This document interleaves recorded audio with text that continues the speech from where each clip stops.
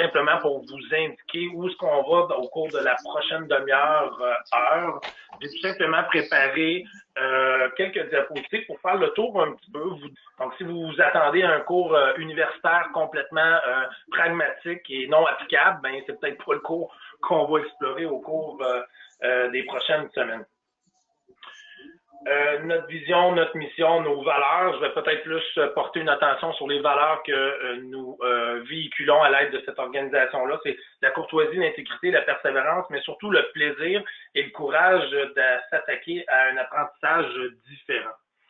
Donc, comme je disais, nous avons différents domaines de formation qui vont de la gestion de projet à la gestion de changement, à la gestion comme leader, à la vente et au marketing. Donc, on aura peut-être l'occasion de se revoir ou de se reparler dans d'autres sphères de communication.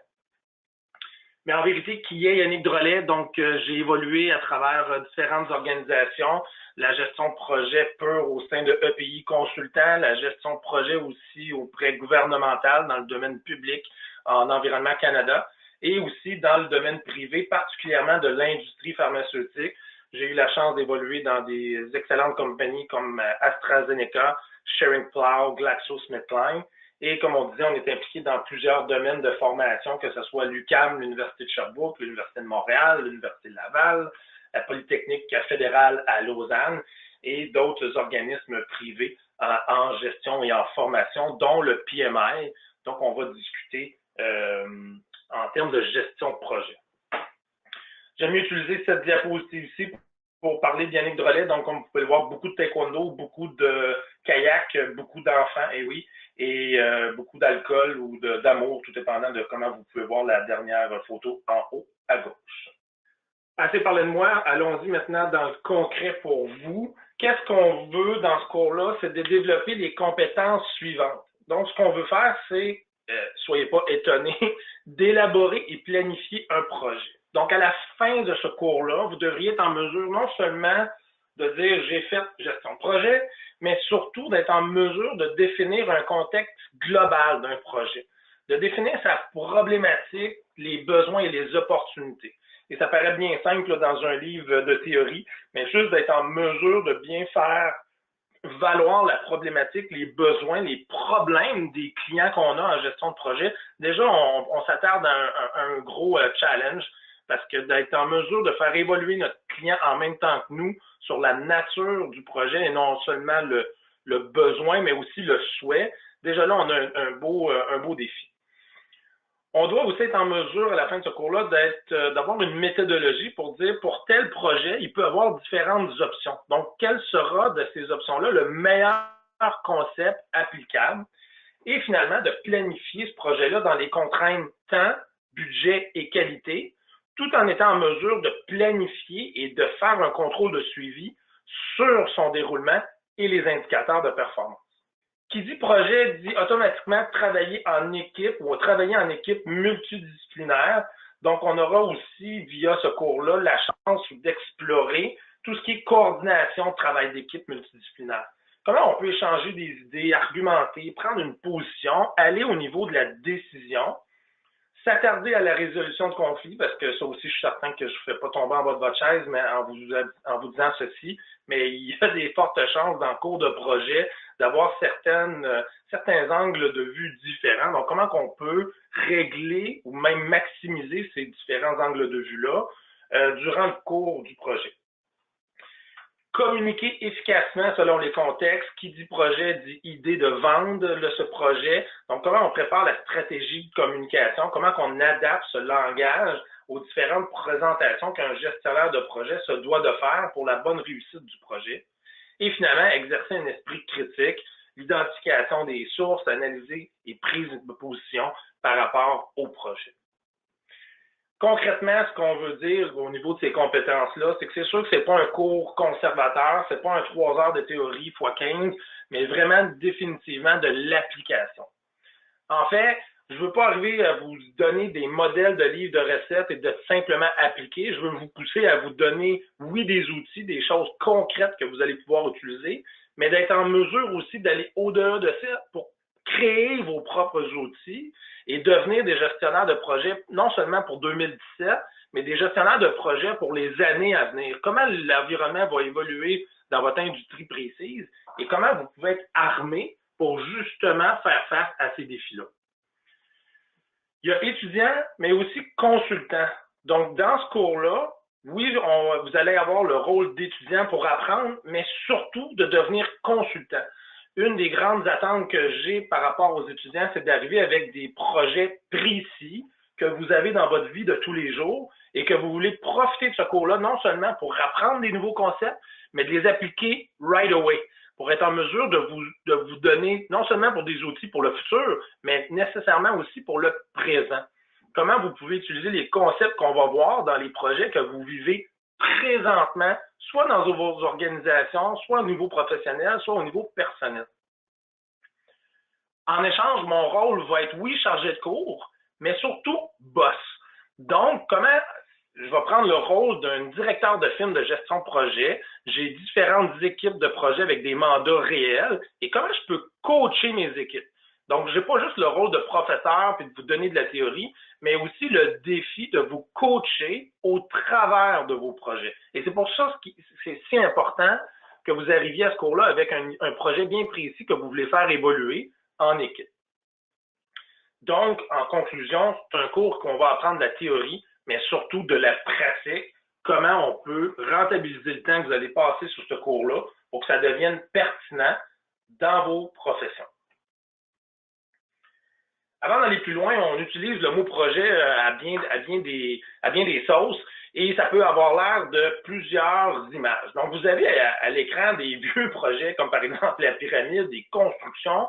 Hein, dans le fond, le PMI est même né de projets de construction. Si on pense ici à Montréal, au Québec, le stade olympique, qu'on parle après tant d'années comme étant un succès ou un échec, mais vous pouvez vraiment voir que c'est un projet à longue haleine. Ça peut être aussi des projets qui sont beaucoup plus virtuels, moins tangibles. Faites juste penser à l'organisation d'un film, à une campagne politique. Déjà, on a des projets un peu différents.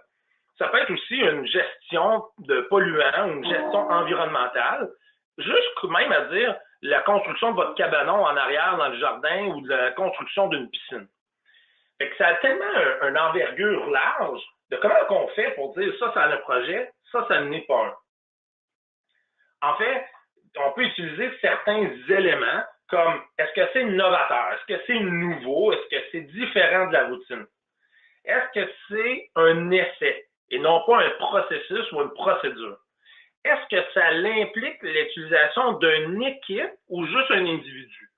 Est-ce que c'est visible, tangible, en dehors du travail habituel?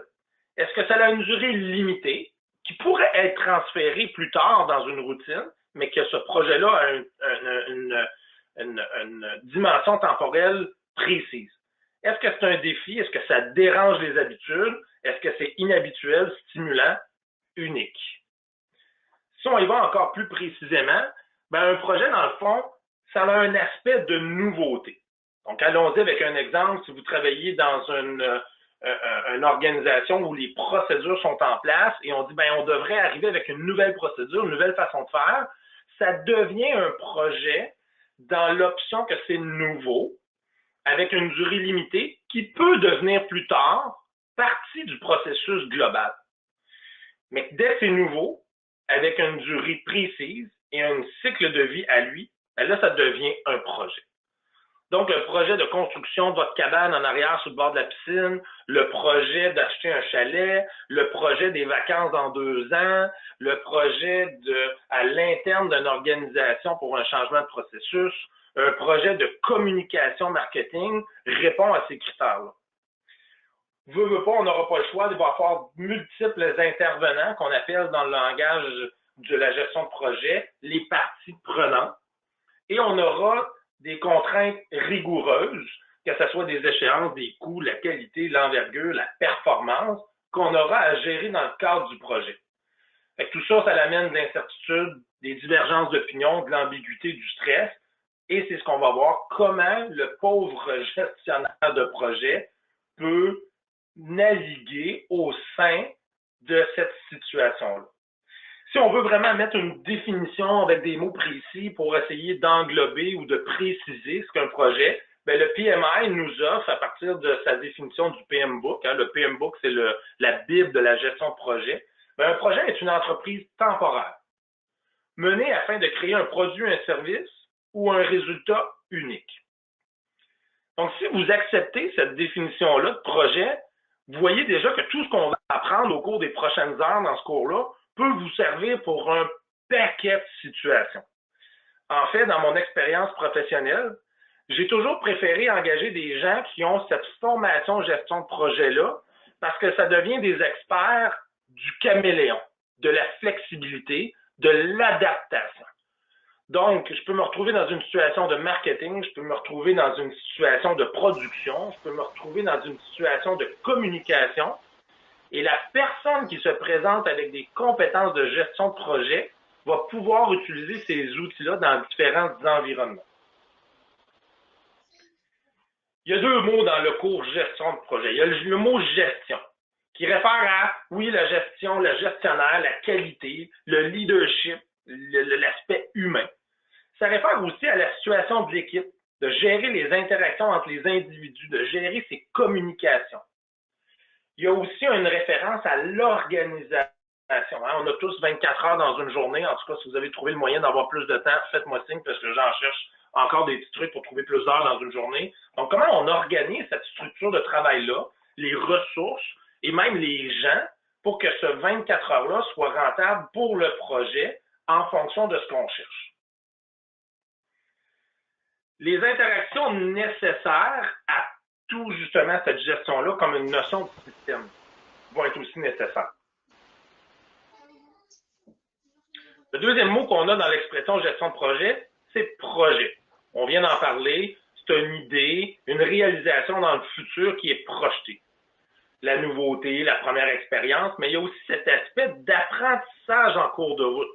Si on dit qu'un projet est nouveau pour les individus ou l'organisation, ben, il y a nécessairement ce processus d'apprentissage qui évolue en même temps. Et comment on fait cette gestion de changement-là? Hein, gestion de changement, c'est un cours à lui seul. Il y a des MBA spécialisés en gestion de changement.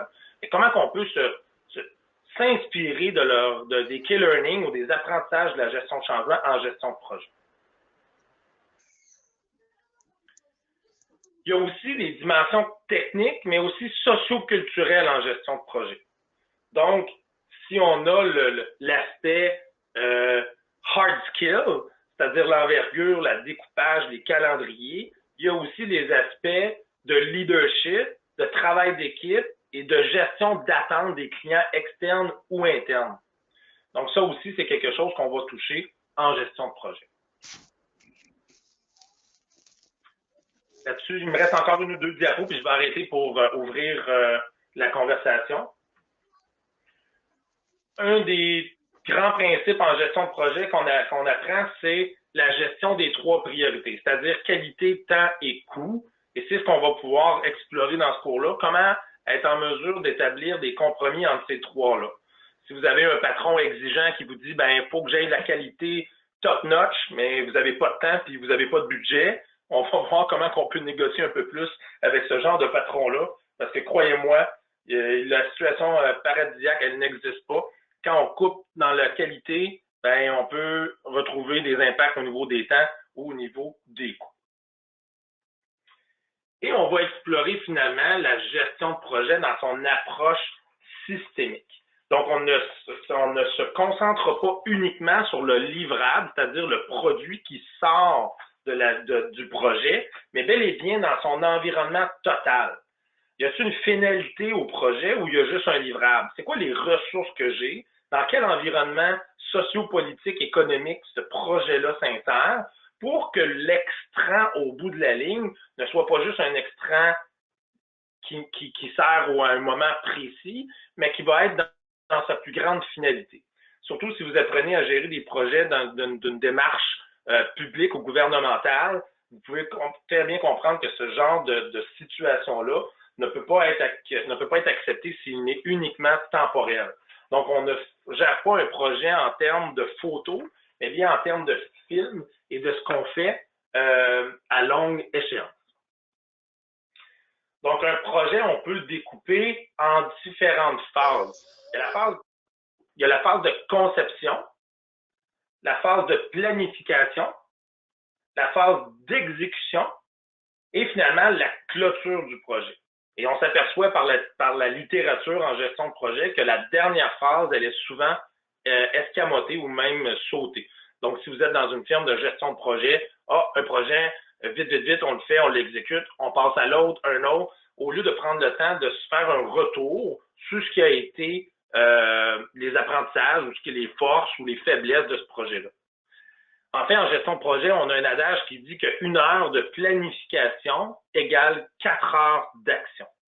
Donc, plus on va être en mesure de préciser les phases de conception et de planification le plus possible, moins on aura place à l'erreur, moins on aura place à un gaspillage de ressources, et plus cette exécution-là sera maximisée dans la troisième phase.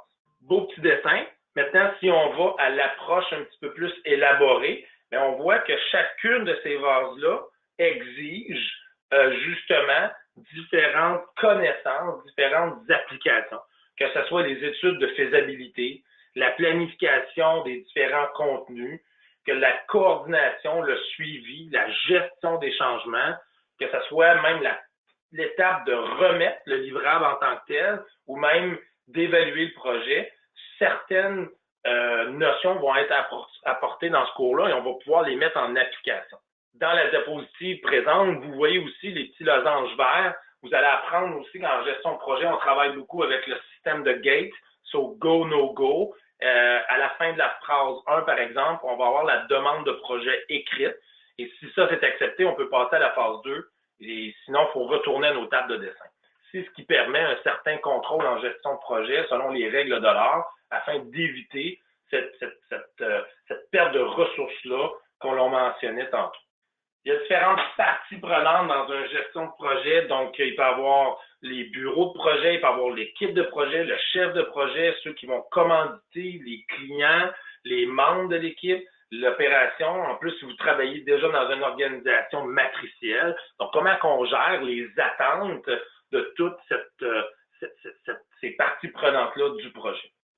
Donc, le cours est basé sur les recommandations du PMI, le Project Management Institute. À la fin de ce cours-là, si vous voulez aller faire la certification PMP, vous allez être très bien équipé parce qu'on va justement explorer l'ensemble des chapitres du PMI. Le PMI, c'est quoi? Vous avez l'adresse de cette organisation. Il y a plusieurs membres. Il y a plusieurs chapitres aussi. Donc, il y a des régions. Par exemple, moi, je suis membre du PMI Montréal. Et il y a beaucoup de SIG, c'est-à-dire des Specific Interest Groups, qui vont se spécialiser dans votre domaine. Donc, il peut y avoir, par exemple, des SIG en construction, des SIG en industrie pharmaceutique, des SIG au niveau du contrôle de la qualité.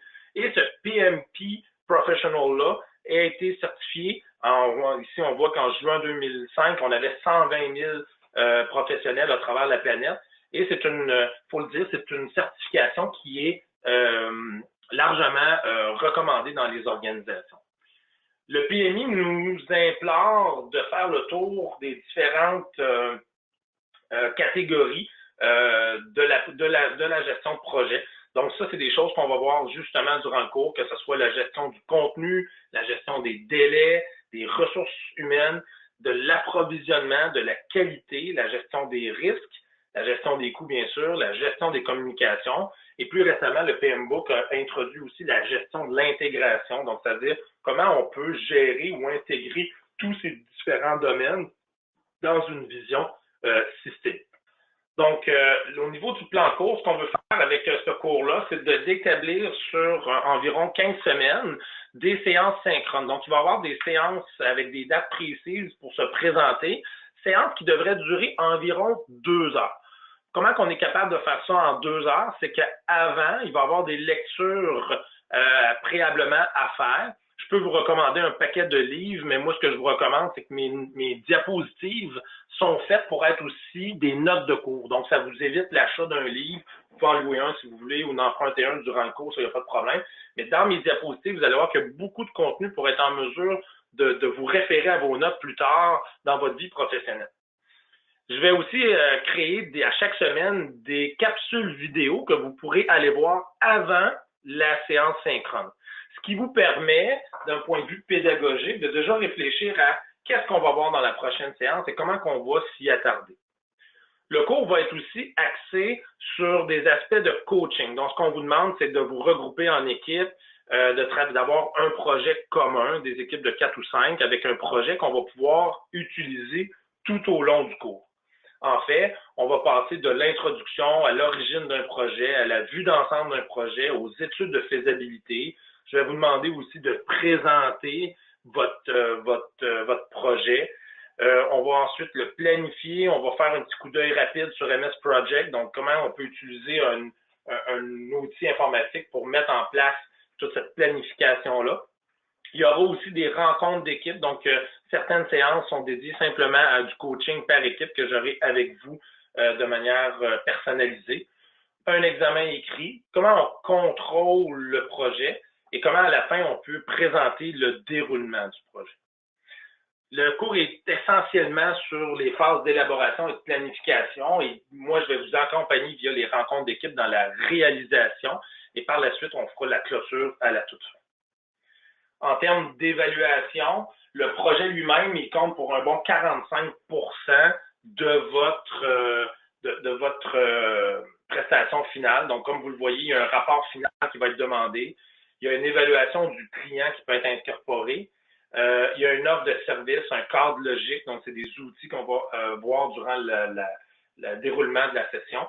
Il y aura aussi des rapports d'étape et l'examen compte pour 20% dans la rétention, tout simplement parce que la théorie, je pense qu'elle est importante, mais comme on disait au début, c'est un cours qui est axé beaucoup plus vers la mise en application, le pratico-pratique du cours. Là-dessus, moi, j'ai terminé pour la présentation. J'espère que j'ai été assez clair pour vous donner le maximum d'informations et surtout de vous inspirer, de vous donner le goût d'aller plus loin dans ce projet-là. Et je vais maintenant je vais demander à Astérix d'ouvrir le micro pour s'il y a d'autres questions ou interventions. Oui, c'est ouvert pour tout le monde, tout à fait. Merci. Le chat aussi est ouvert. De toute façon, s'il y a d'autres questions, d'autres interventions par la suite, gênez-vous pas, moi je peux être disponible.